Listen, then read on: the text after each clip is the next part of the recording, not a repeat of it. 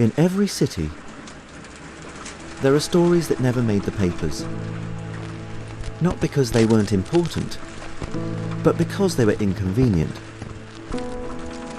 They live in forgotten files, in half-finished investigations, in questions no one wanted answered. This isn't where justice always wins. This is where the echoes remain.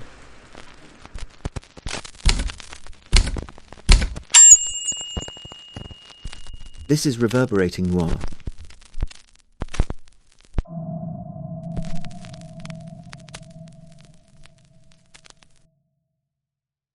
There is a sound that history makes when it decides to look away. It isn't loud, it isn't dramatic. It sounds exactly like a door closing in the dark.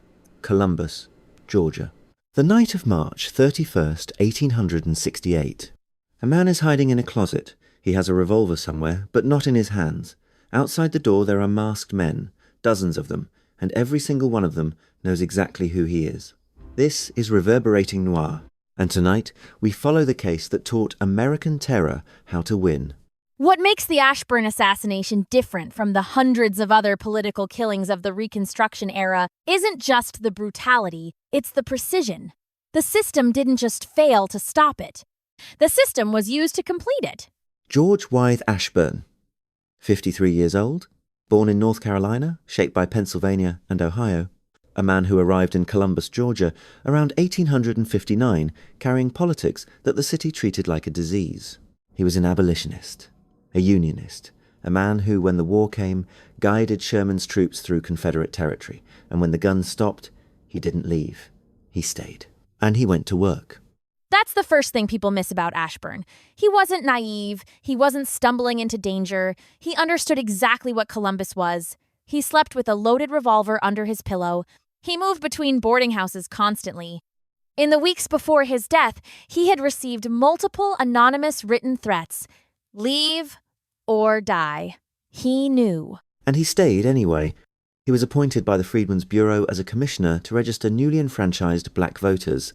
He became a leader in the Georgia Republican Party. He was fighting for the ratification of a new state constitution that would guarantee black suffrage and equality before the law. To the white conservative establishment in Columbus, he wasn't just a political opponent, he was the enemy made flesh. The framing they used matters. The Republican Party, in their telling, was a grotesque conspiracy. Carpetbaggers, unqualified freedmen, Northern occupation dressed up as democracy. Ashburn represented all of it. He was a native Southerner who had chosen the other side. That kind of betrayal, in that culture, in that moment, doesn't get forgiven. So they marked him. And on the night of March 31st, 1868, the mark was collected. Ashburn was staying as a guest in the home of a friend, a woman named Anna McAfee, corner of Mackintosh and Bryan Streets. A temporary place, a borrowed safety. Around 1 in the morning, the house was surrounded. Estimates put the group at somewhere between 20 and 40 men. They moved quietly enough to surround the building before anyone inside knew they were there. That level of coordination doesn't happen by accident. This was organized, planned, rehearsed in some form. They broke down the door, stormed upstairs, and Ashburn, hearing them come, hid in a closet. They found him, dragged him into the hallway. He pleaded for his life. We don't know the exact words. We never will. They shot him multiple times at close range, and then they walked back into the night, back into Columbus, back into their lives. The local civil authorities did nothing meaningful. The sheriff, the city police, either complicit or afraid, or both.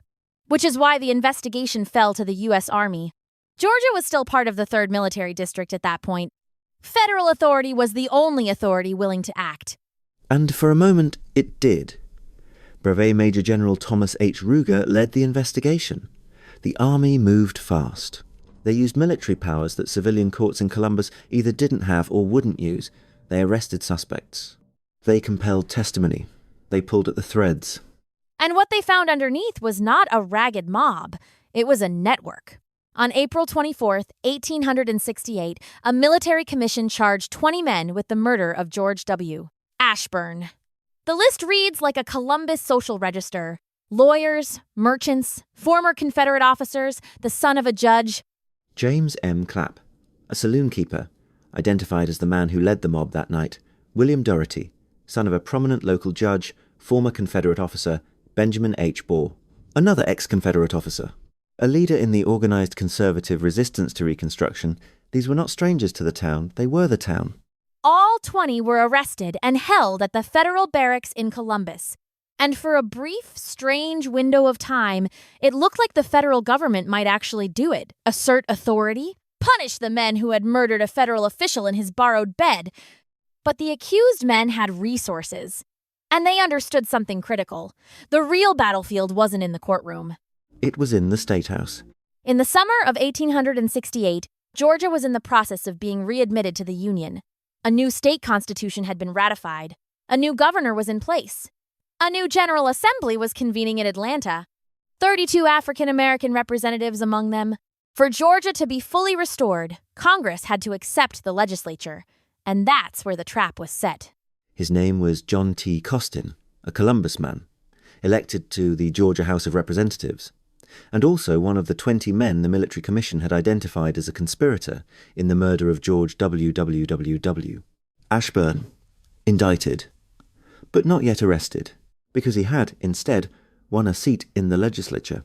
The new Georgia legislature, including its black representatives, voted to seat him. A man charged with assassinating a federal official who died defending the very rights that legislature was supposed to embody. They seated him anyway. I want to sit with that for a moment, because it is one of the most disorienting facts in this entire case. The biracial government that Ashburn gave his life to help create protected one of his killers. It's more complicated than simple betrayal, though the outcome was the same. The legislature was under enormous political pressure. Georgia's readmission to the Union depended on its government functioning in a way that Congress would accept. Some members may have genuinely believed that seating Costin was a matter of respecting the democratic process, that a man elected by constituents had a right to serve regardless of pending charges.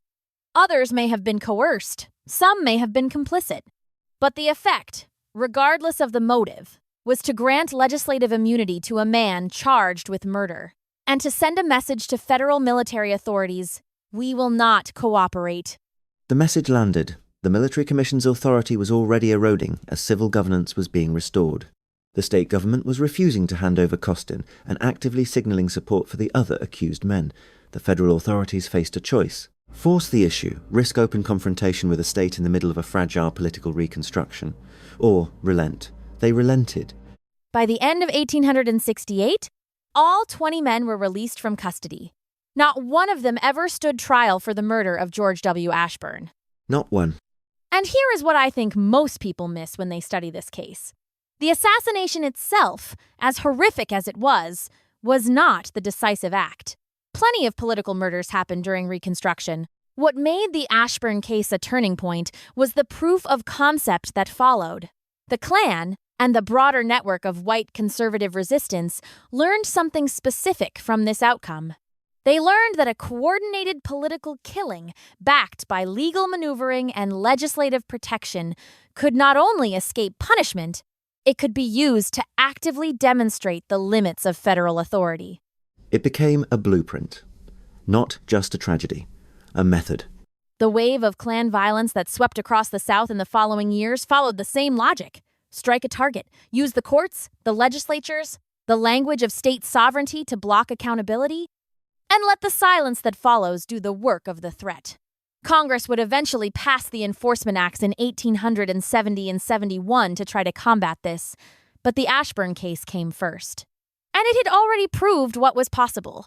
There's something else that sits uneasily in this story. Ashburn knew. He had the threats. He had the revolver. He had the pattern of violence building around him for months. And the people who should have protected him, the local authorities, the civil institutions, the neighbours who saw the mob assemble, none of them intervened. Not before, not during, not after. Systemic failure rarely looks like a single catastrophic moment. It looks like a long series of smaller decisions. A threat not reported, a warning not acted on, An investigation handed to the only authority willing to conduct it, only to have that authority's hands tied by the very political process it was trying to protect. Every point of failure in the Ashburn case had a rational explanation in isolation. Together, they formed a corridor that led in only one direction. And the men who walked that corridor knew it was there. They built it. What troubles me most, analytically, is the question of what would have happened if the military commission had succeeded. If all 20 men had been tried, convicted, and imprisoned, would it have changed the trajectory of Reconstruction? Would the violence have slowed? We can't know. But we know what the failure produced. We have the historical record of what came after, and it is not ambiguous. George Ashburn is buried in Columbus. His grave exists. His name is in the historical record. But for a long time, the story of what happened to him and what it meant was allowed to fade. History has a way of doing that with the inconvenient dead. The ones whose stories implicate too many people still living in the town, still sitting in the legislature, still holding the deed to the land. The Ashburn case was cited in the Congressional Ku Klux Klan report of 1872, documented, entered into the federal record, and then, for most of a century, largely forgotten. The forgetting was not accidental. No, it never is. What we are left with is a case that was, in every practical sense, solved. 20 men were identified, charged, named, held in custody. The evidence was there. The authority to act was there, briefly, and then it wasn't. And the men walked out, and the case closed, and the violence continued. And the democracy that Ashburn died defending was slowly, methodically dismantled over the following decade. That is the weight of this case, not the mystery of who did it. We know who did it. The weight is that knowing wasn't enough, that justice can be visible, documented, and still unreachable, that a government can hold the names of murderers in its files and release them anyway because the political cost of accountability was deemed too high. That is not ancient history. That is a mechanism. And mechanisms, once built, tend to outlast the people who built them. If you want to understand how democratic systems are dismantled from within, the Ashburn case is a primary source. Not a metaphor, not an analogy. A documented step-by-step demonstration of how terror, when it has political protection, doesn't need to win every fight. It only needs to prove once that it can win without consequence. After that, the silence does the rest. Columbus, Georgia. The night of March 31st, 1868. A man hides in a closet. He has a revolver somewhere, but not in his hands. The door opens, and the rest of it, the investigation, the indictments, the legislature, the release, the silence, all of it was already decided before the first shot was fired. Because the men who came for him that night knew something that Ashburn, in his hope, perhaps hadn't fully accepted. They knew the system would help them. It always does when it decides to look away. If this case stayed with you, if it should, subscribe to Reverberating Noir. We're here every week, pulling the cases that history filed and forgot, the ones that still have something to say. Every case we cover on Reverberating Noir is chosen because it isn't finished, because the questions it raises are still alive in the world, because the mechanisms it exposed are still running. George Ashburn was 53 years old. He knew he was a target. He stayed anyway. Whatever you think of the politics, whatever era you're reading this from, that kind of courage deserves more than a footnote. It deserves to be heard.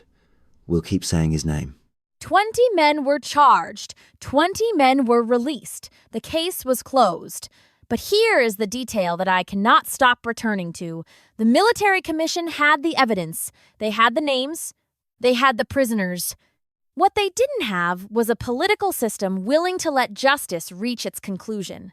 That gap between what was known and what was done, that is not a gap that closed in 1868. That gap is the story.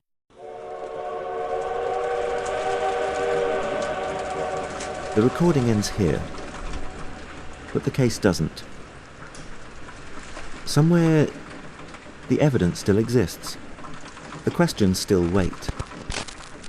If this story stayed with you, if it followed you into the silence, subscribe to Reverberating Noir. Not for us, for the stories that refuse to disappear. Because as long as something doesn't make sense, The truth is still out there. And someone will find it. Until next time, keep listening to the dark.